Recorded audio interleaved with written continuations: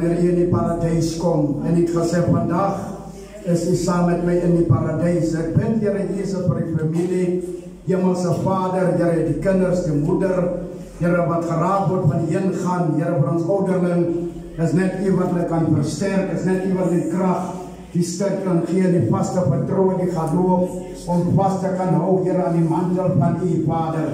Here, die breë familie wat geraak word van sy heen gaan, broeders en susters, Vader, vriende, vriendinne, die ook al Hemelse Vader, Here, wat geraak word. Baie dankie, Here, vir sy lewe.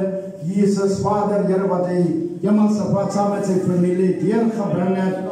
Here, tot op hierdie laaste tyd toe, o Hemelse Vader, wat u hom geroep het en weggeneem het, Vader, sodat hy kan gaan rus, Here. Ons bid, Here Jesus, Vader, hier is die prediking van die woord wat uitgegaan het. Here, ons glo, Here, dat die woord harte bereik het. Ons glo, Hemelse Vader, dat die woord sal nie leeg terugkeer nie. Ons glo, Here, dat die woord, Here, Jesus, Vader, Here, Hemelse Vader, elke gedagte hemelwaarts geneem.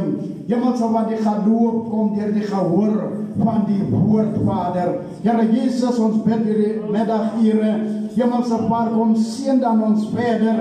Here, wat sal gedoen word, Here, as ons hier vandaan sal gaan, Here Jesus, Vader, na die plek toe, Here, wat ons hierdie liggaam te rustig gaan lê. Bewaak en behoed ons onder die kostbare bloed, Here. Here, ons sny elke raad en planne